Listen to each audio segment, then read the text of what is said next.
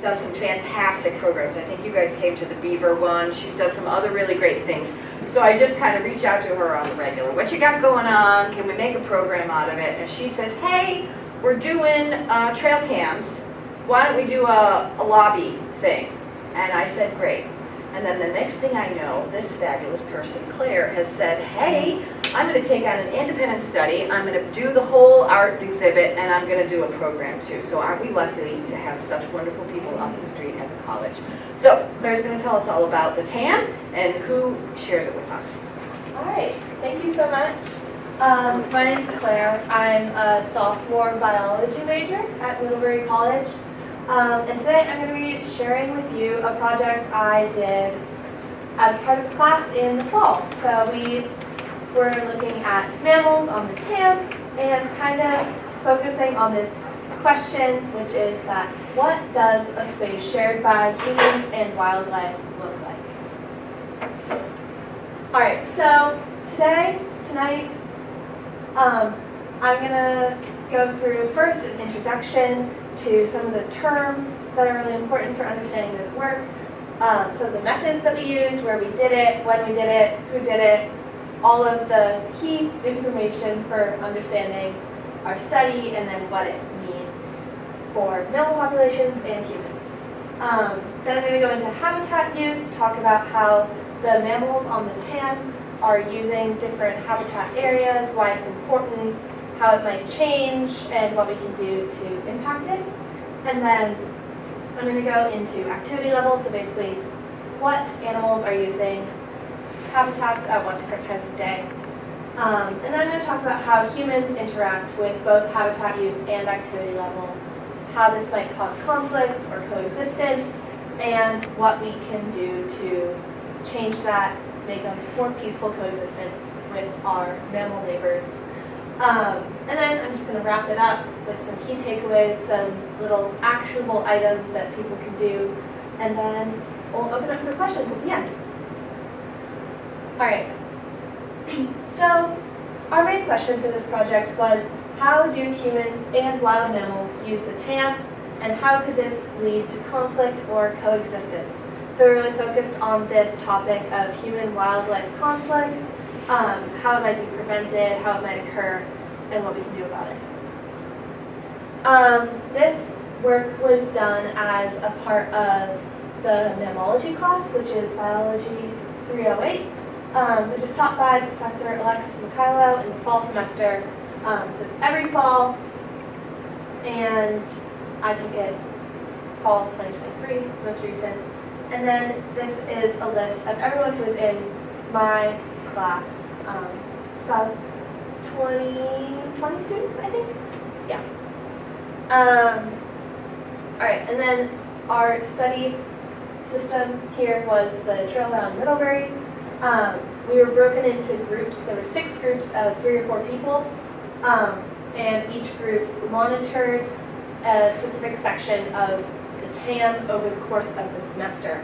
So we looked at the Johnson Trail, the Jackson Trail, which is what my group looked at, the O'Neill Trail right by the golf course, the area near Boathouse Bridge near the high school, Means and Toll Woods. The arrow got cut off, but there's an arrow that points at it.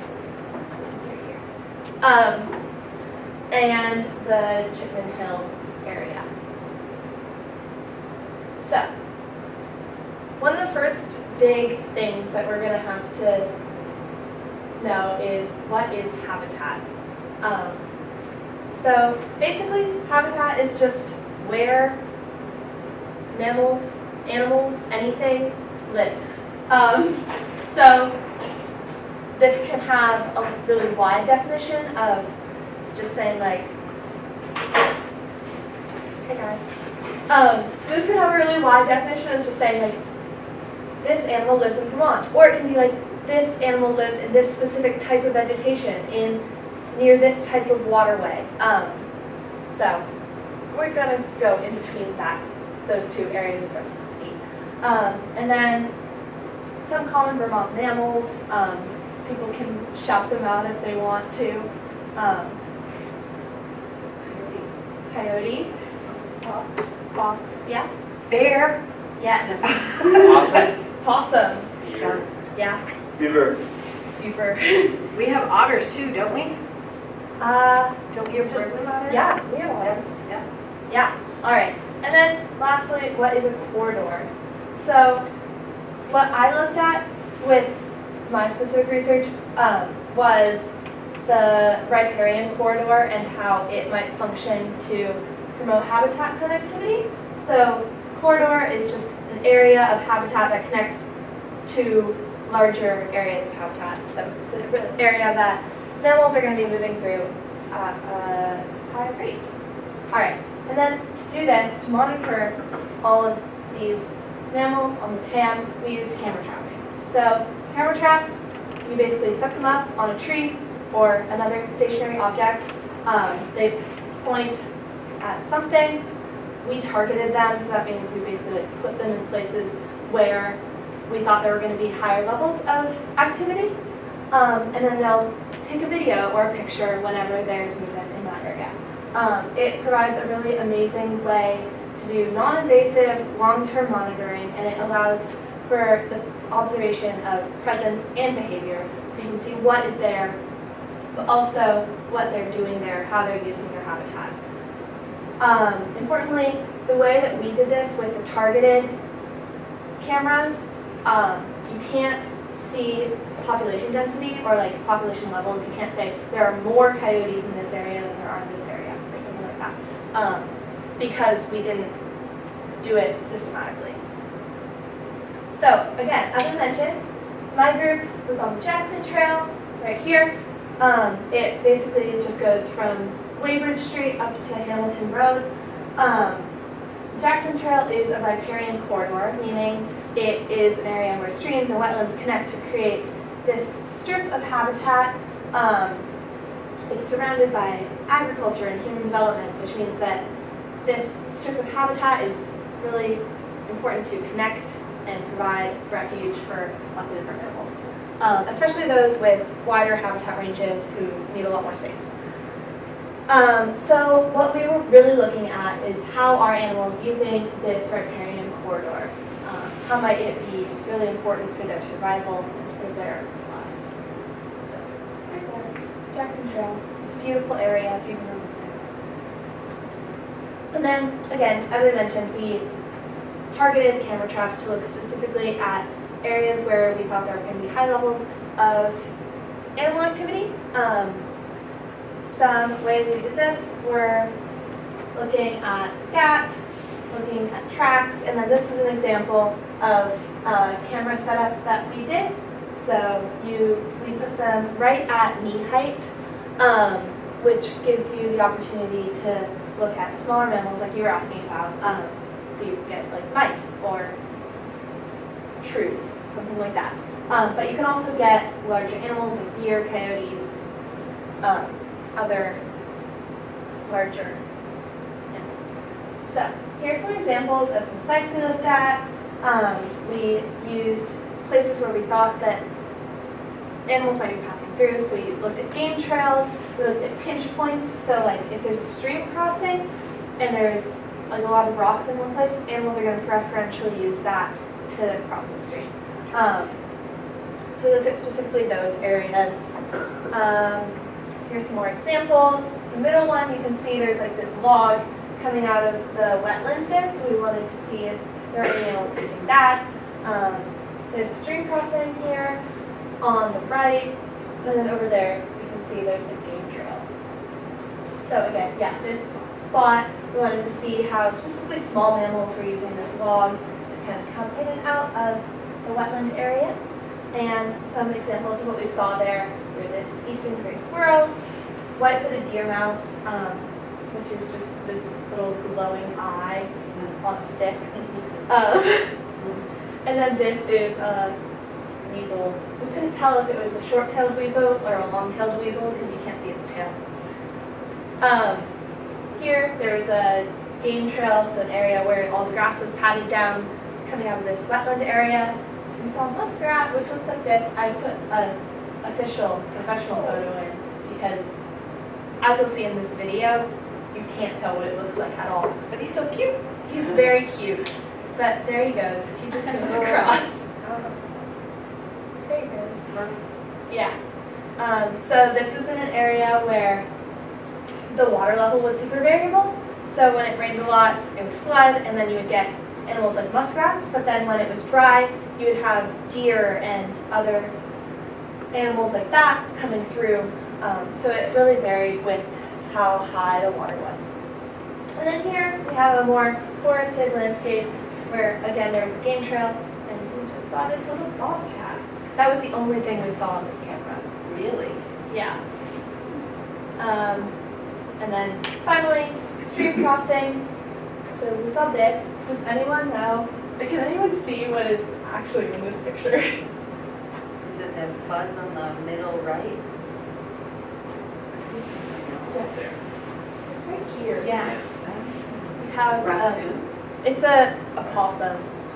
So How do you determine ID that really clearly see? well, here it is really hard to see, but you can see that it has this tail, like the straight, Oh, now you pointed to it, tail. yeah. and then you can see the like more bald head up here. So that's how you know it's an opossum. See, another eastern gray squirrel. We saw so many squirrels. So many squirrels. They're everywhere. They're going to take over the world. And then this is just the back legs of a white-tailed deer. We have so many better deer pictures, but this was just an example. You can see some of the better deer pictures up on the walls. Yeah, I think my favorite is up, my favorite's up over there behind Jim. He's just sticking his head in, hey, what's going on? They I think they know where the cameras are. The deer, they recognize them and they look straight into them with the glowing eyes. It's great. So did you try to make them just part of the environment? Yeah, I mean, they're camouflage, they have camouflage pattern on them, but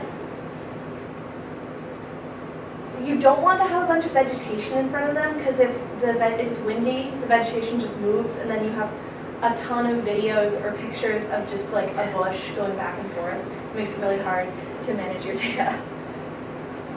All right, so habitat use. Actually, before we move on, does anyone have any questions about what we did, how we did it, etc.? Oh, I also mentioned that we used a program called Wildlife Insights, which uses AI tools to identify and sort photos. So it'll it'll categorize if it thinks there's nothing in a photo, if it's a blank, and it'll try to give a preliminary identification on what it thinks the animal is, and it puts a red box around where it thinks the animal is, which makes it so much easier. You're not searching throughout this picture to see where there might be a tiny little mouse or something like that. That was really useful.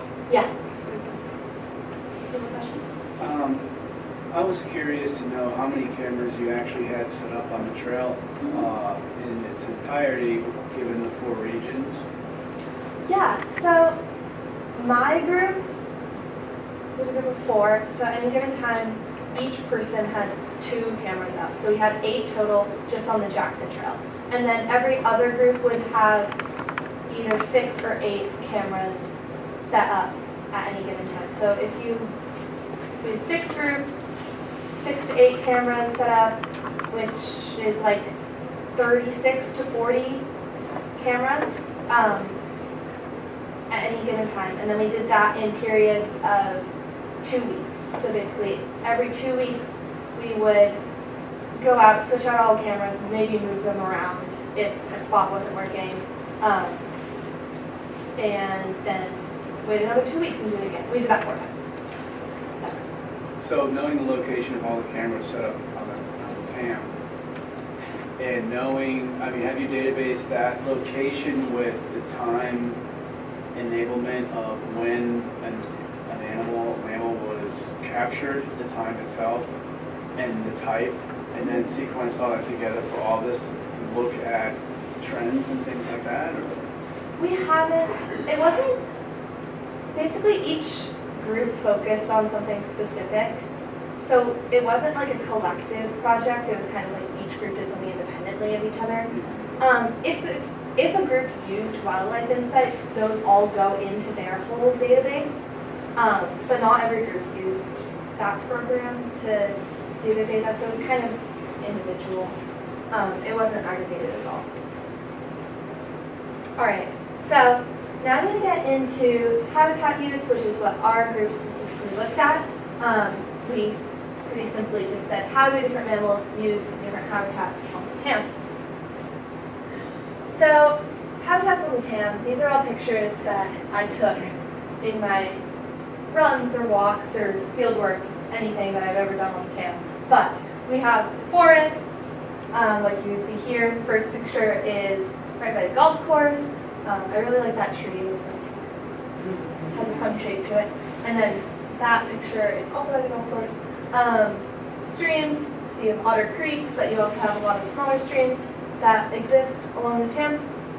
Wetlands like this pond, which is on the Johnson Trail, like right north of Hamilton Road, or this wetland, which is right south of Hamilton Road on the Jackson Trail, and then these fields. This is looking back at campus, you can see Blackhole right there. And then here is also on the Jackson Trail. So you have all these different types of habitats that create this amazing patchwork, lots of variation there. Each habitat type has its different uses. Mammals use it for different things. So forests specifically are habitats for many, many mammals, and then they also serve as this matrix. So you'll have like a big area of forest, and then within that you'll have a stream or a wetland. So they kind of serve as the connecting matrix to all the other habitats. Streams act as corridors of movements, like I said, when you have the riparian corridors connect areas. They're often less developed by people than other places like fields, which means that they're really important. Animals will go to them as refuge, use them for water, food. Wetlands also send use of diversity, really important for the riparian corridors. They also provide a lot of variation in vegetation. It's very different than what you would normally see in a forest, for example. And then finally, fields, which on the TAM are really the centers of human activity, used for agriculture, livestock, which means that they could be places where there is human-wildlife conflict. But they also provide edge habitat, so that's basically where you have on the side of a forest or another type of habitat an area where there's a lot more light that can get through, which changes the type of vegetation. That's really important for some specific animals, specifically birds, but it wasn't something that we looked at specifically in our study. And then here's just a really nice little video of a deer using a stream habitat. You can see it looks right at the camera, I think. I think they know where they are. Yeah, there he looks. I don't know how they always know where they are, but they somehow do. And then here's some examples of different mammals that we observed with our cameras in all of these different habitats. So this is a combination from all of the groups across the whole TAM. So yeah, forests, lots of variety, bobcats, gray foxes, but also deer, squirrels, mice. Streams had a lot of animals like raccoons or opossums, skunks. Wetlands had beavers, muskrats, and then also squirrels, deer. Squirrels and deer, there are a lot of them. They're everywhere. And then fields, we had coyotes, white-tailed deer, red foxes, gray foxes. All right, so getting into some of our results, some of what we found. This graph shows you have species here, and then on the y-axis you have the percent of sites. So that's basically the percent of each type of site that we saw that animal This is data specifically from the Jackson Trail. And then we designated 3 different types of sites, so forest, stream, and wetland.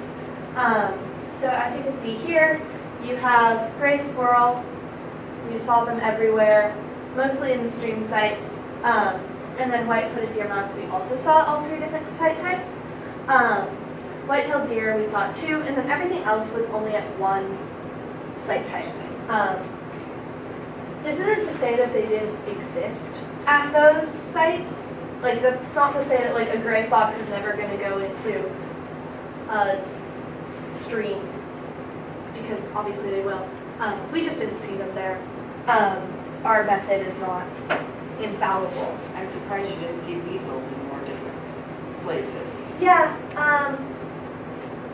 I think there are other groups that did. You can see that picture of a weasel up there. That was not from our group. I don't think it's in wetland. The smaller mammals are a lot harder to pick up too, because you only see them within like a, I don't know, 5 feet away from your camera, whereas like a deer you'll see like 20 feet out. So if they're there, you don't see them as much. And then kind of having that data aggregated into something a little more simple, we have forest, stream, and wetland, and then the number of different species we saw at each. Obviously, we can see that stream sites had the highest number of species as opposed to forest and wetland, which were both high. When we actually performed a Shannon diversity index on the data, we found that the forest diversity was slightly higher than the wetland diversity, and the stream was higher than both of them. So, yeah, I'll get into a little bit more of what this means for mammal populations in a little bit, but that's what we found. Yes, so what this means. Riparian corridors are essential for habitat connectivity. So they'll connect a patch over here to a patch over here through a stream which is not as developed by humans. So it creates a intact, high quality habitat strip that animals are able to move through. So in the case of the TAM, these areas are surrounded by agriculture, human development, commerce, residential areas, etc. So they do, again, provide a refuge for animals, and they will use them to get from place to place, and also just to hang out in, get food in, get water in.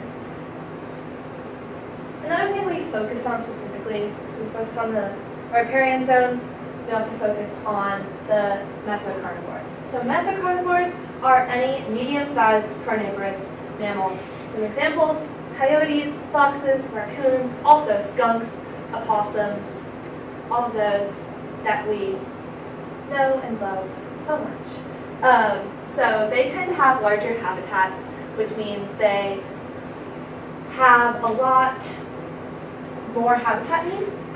So they're more likely to have to travel between 2 different habitat patches in order to get their food, etc. They have flexible diets, which means that they coexist in places with high human presence. They can also be vectors for rabies or other diseases, but they also are really important for controlling disease vectors. So you'll have deer or mice that are vectors for Lyme disease, which is something a lot of people here are really concerned about. But these mammals will be the predators of those. So they're really important for that. And then, because they have these large habitat needs, they really rely on habitat connectivity and wildlife corridors. Here's an example. You have a little raccoon. He's just fishing, eating his food in the stream. Raccoons, although we think of them as urban pest species, they actually evolved to live in habitats kind of like this, that are marshy, wet, and then they have this really funny instinct where they just really want to wash their food, which is really cute, and that's what this guy's doing here. But no one really knows why they do it. Anyway, Activity level was the other thing that I wanted to focus on here. It wasn't something that our group specifically looked at, but another group did look at it. Or a few other groups looked at it, but I'm going to be focusing on the group that did their work on the, I believe, the O'Neill Trail, so right around the golf course. So yeah, how do different animals change their activity based on the time of day? So generally, mammals are nocturnal, especially those that are larger. So carnivores, deer, more active during dawn, dusk, and night, while rodents, specifically eastern gray squirrels, were the most active during the day. And then if we're breaking that down into mesocarnivores, oh yeah, also this is an amazing picture and I really like it. This is why I said the deer know where they are. Yeah. Almost all mesocarnivore observations were at night. Here is some data from the O'Neill Trail group. You can see here on the x-axis we have time, and then on the y-axis we have the number of sightings of a specific first order, and then this is rodent species. So we can see here that it seems like the rodents were really, really active during the day as compared to the other orders like Carnivora, which was primarily active at night. But then if you break it down into the actual species of rodent, you'll see that basically all of that was gray squirrels. And a little bit of chipmunks too. But they're diurnal. Basically everything else is nocturnal.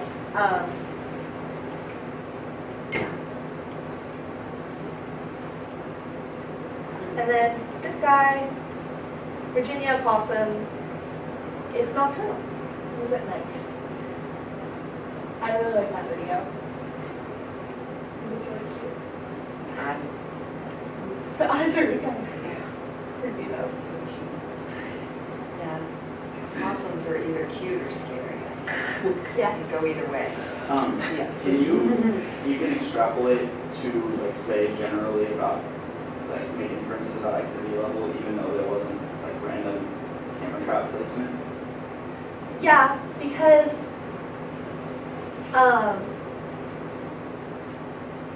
basically no matter where the camera is, the animals are still active at night. Like,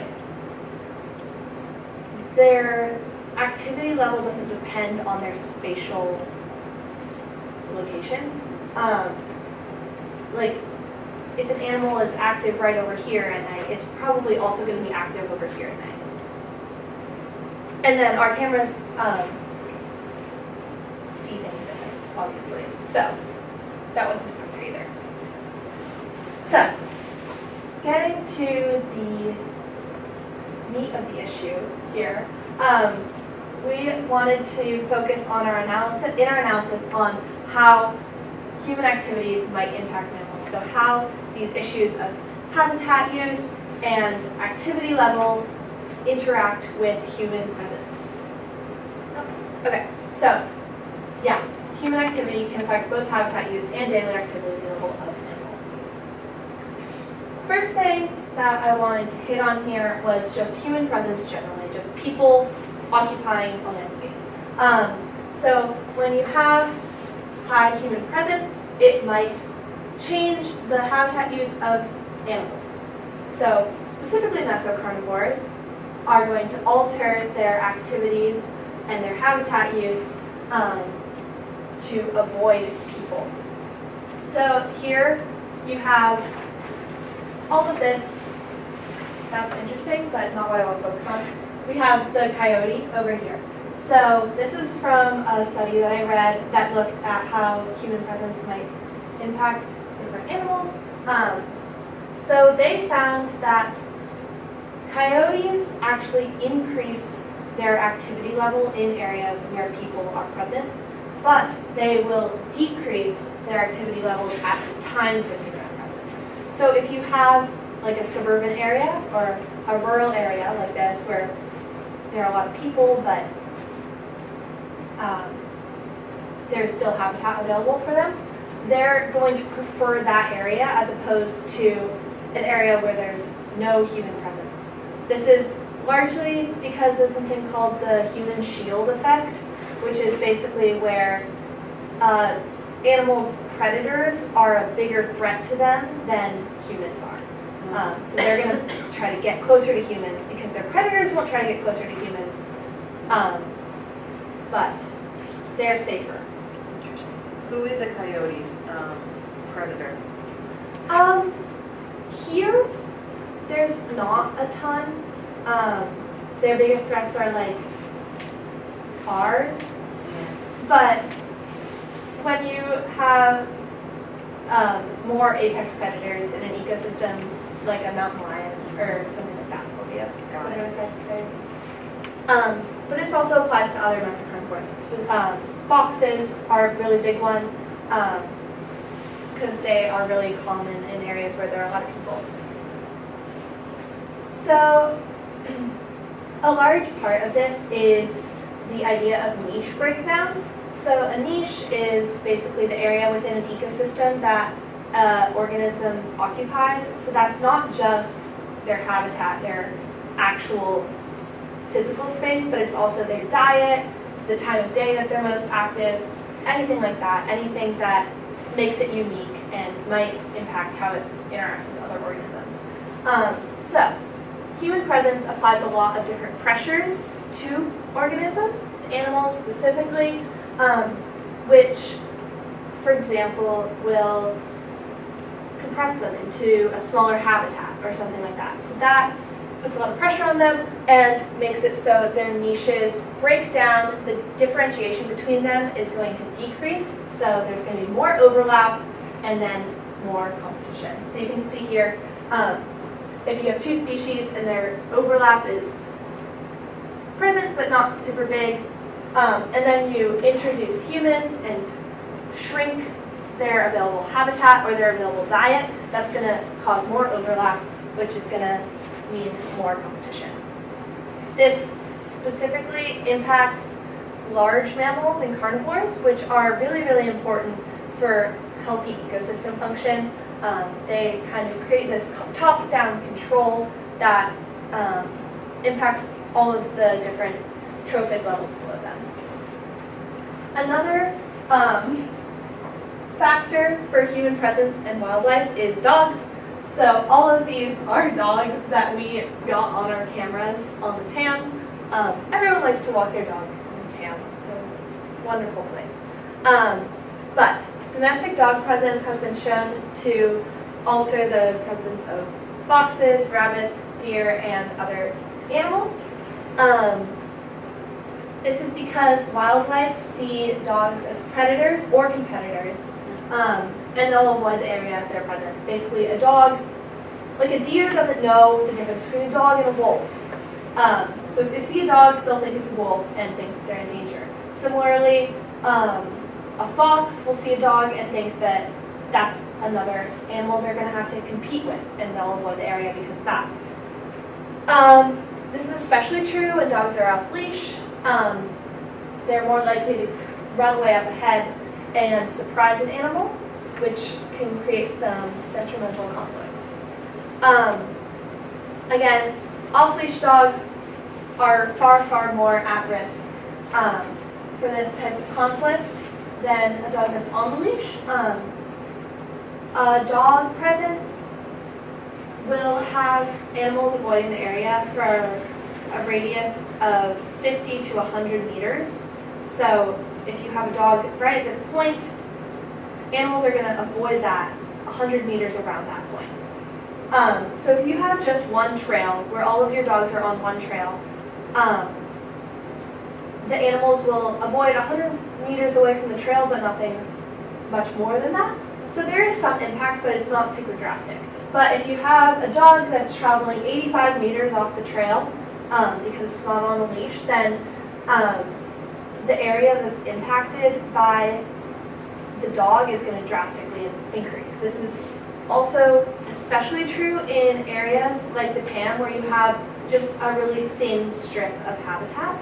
If you have just a trail and a bit of forest running along a stream and the dog goes way off the trail, that basically just cuts that corridor in half. It means that there's an entire strip across the corridor where animals are going to be avoiding, which can really alter their habitat, their activities, their presence. Yeah. How sensitive are they to that? Like, let's say a dog runs around for an hour or something. How long would they be affecting that area in terms of a competitor or something? I don't know how long it would, I actually don't know how long it would affect. I think, if I had to guess, it is going to vary on species a lot. I know foxes are especially sensitive to dog presence, but something like a raccoon might be less sensitive. So I don't know the specific answer, but my guess is that it varies a lot. And then also, dog-wildlife interactions are opportunities for disease spillover. That can go in either direction, so dog to wildlife or wildlife to dog. And then dog can go to people. That's something that we don't want. So, because of these reasons, human presence, dog presence, etc., the TAM could be a hotspot for human-wildlife conflict or coexistence. So, the areas in which the TAM passes through are large patches of habitat in a matrix of a developed land. So you have agriculture, human development, residential areas, all surrounding these areas of protected, conserved, high-quality habitat. So this means that mammal populations are going to be higher and more diverse in these protected areas, but it's also where humans are going to be passing through at higher rates because they really like trails. So mammals like the areas around trails, people like trails, so they're all in this area together, and we're going to have to figure out how they're going to coexist there. This also impacts disease ecology. We had an instance of this summer with a rabid fox in Middlebury. So mesocarnivores, other mammals, can be vectors for diseases. This occurred near the Middlebury College baseball fields, which is also super close to where the TAM goes through. So, something to think about.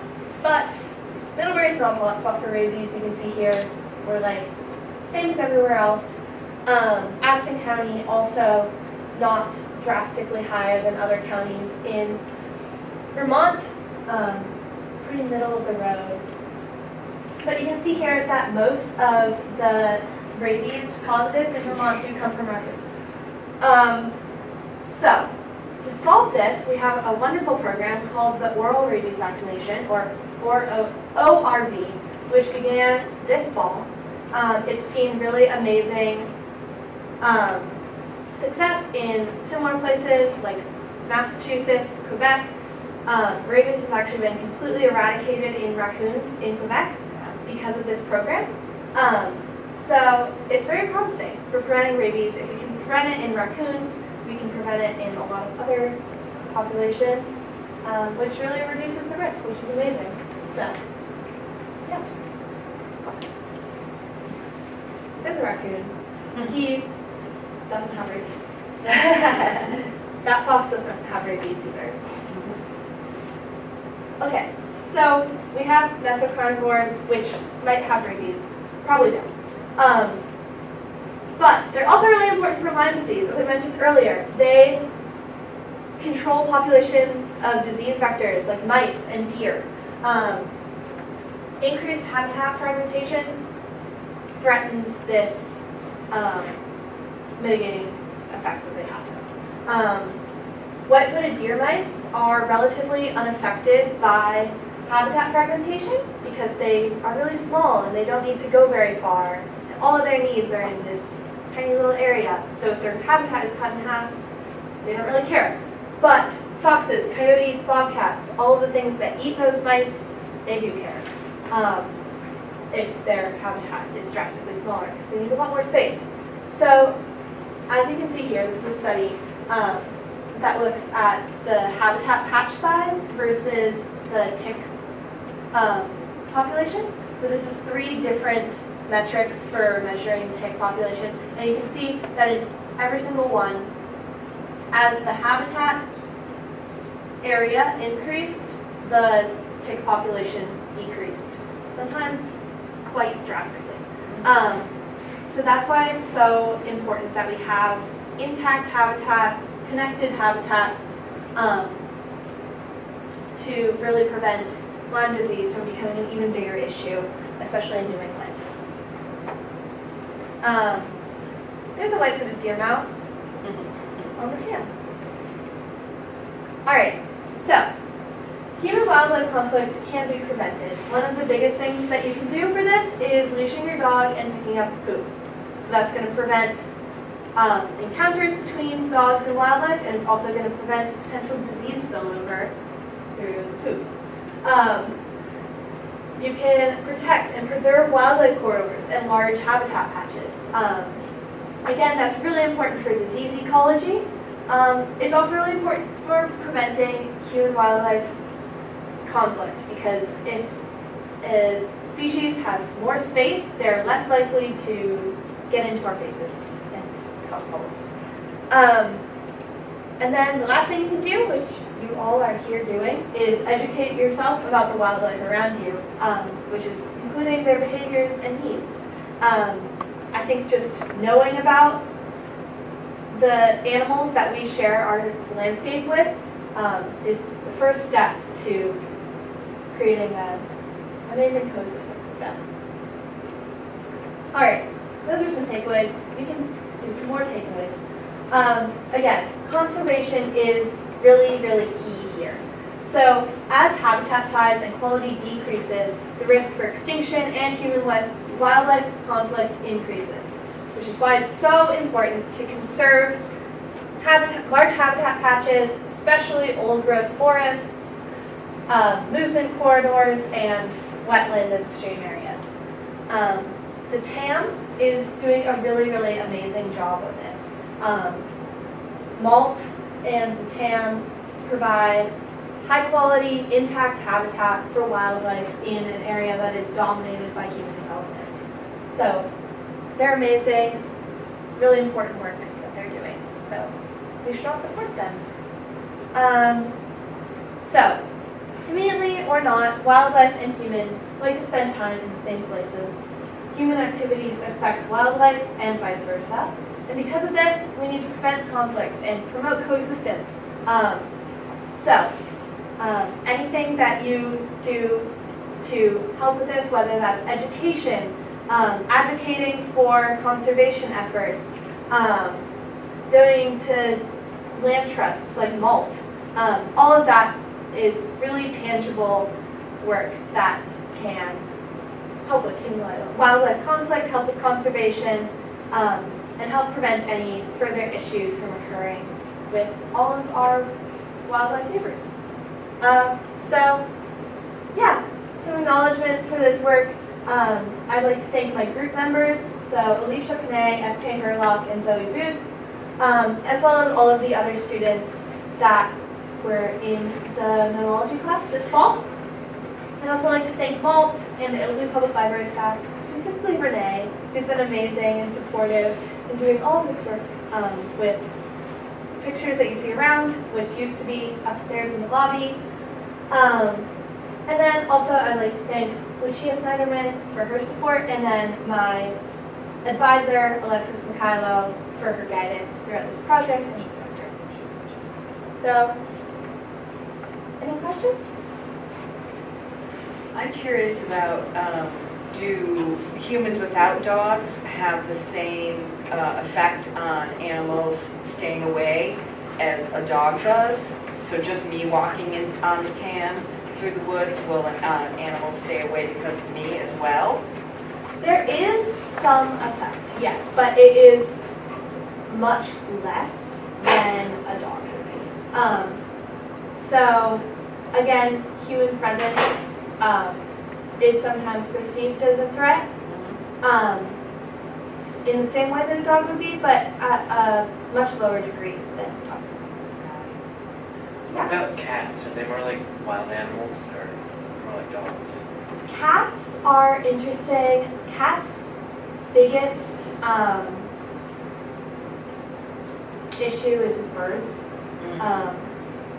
So cats like to catch birds. But that's kind of a contentious thing. Some studies have shown that cats actually catch way less birds than people think that they do. But others show that it's like really, really detrimental. So that's kind of still up in the air on just how drastic the impact of cats is. It's kind of hard to study. But that is where their biggest area of effect is. Yeah.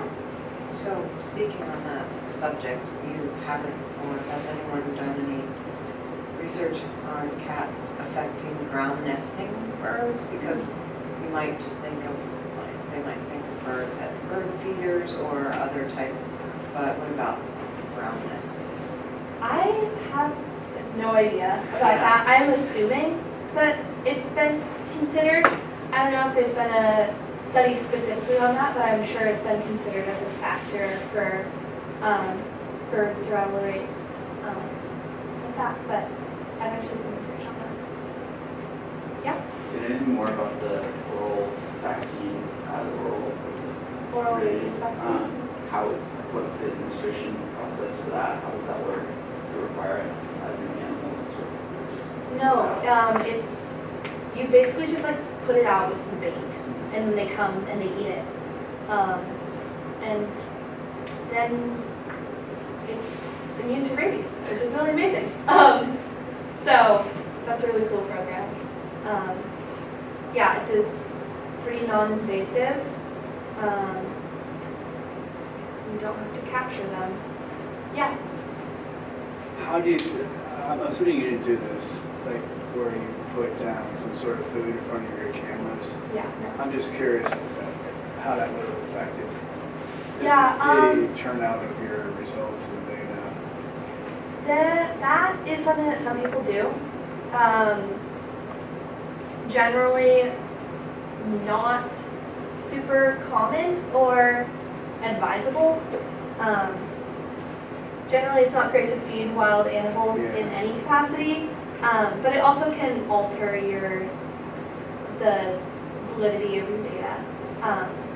So we didn't do that. It's not super common in scientific studies to do that. It's more common for people who are just kind of curious about the wildlife around them and using trail cameras to do that. So, yeah. Is there any research being done on, like, the oral vaccine, I guess, or the oral medication for rabies? What about Lyme disease? Lyme disease? I was just wondering. I don't know about that. I don't know. Lyme disease is a very complicated, like, host cycle, because you have ticks, which obviously carry Lyme disease, but then it gets transmitted through animals like mice. But then you have other carrier populations, which can be deer, other animals like that. And I'm not exactly sure how that would end up working, because I know in humans, Lyme disease is prevented not through a vaccine, but through just like taking the antibiotics when you've had a tick or something like that. So I don't know if there is, I'm sure there's research going into this. I just don't know about it. I don't know how it would be implemented. Yeah. It's tricky, yeah. Yeah. I don't know if it's something that can be vaccinated against, basically. That chart about how the raccoons had the most rabies, like, is that common? Do a lot of raccoons have rabies, or like, I didn't see the numbers, percentages. Like, I don't know how many raccoons are in. So there's 900, I think this is from 1 year, maybe? I don't remember the time frame on this, but this is, in the state of Vermont, 922 rabies positives in wildlife. 451 of them were from raccoons, so that's almost half. So like, if you were to run across a raccoon, what are the chances? Pretty low. Okay. Pretty low. How many raccoons get infected by rabies? I mean, how are they getting it? What are they getting it? that is a great question. Probably from other raccoons, most likely, or from a predator like a fox. Or a coyote. If a predator is pursuing an animal and then bites it but doesn't fully kill it, and it has rabies, that'll transmit it. Which is, interestingly, why you don't see rabies really in any rodent populations, because when you have a predator, it's going to kill it. So if you have like a fox pursuing a mouse, the fox isn't going to just bite the mouse and then leave it to survive and then potentially give rabies to anyone else. Like, that mouse is going to die. So you basically don't see rabies in rodent populations.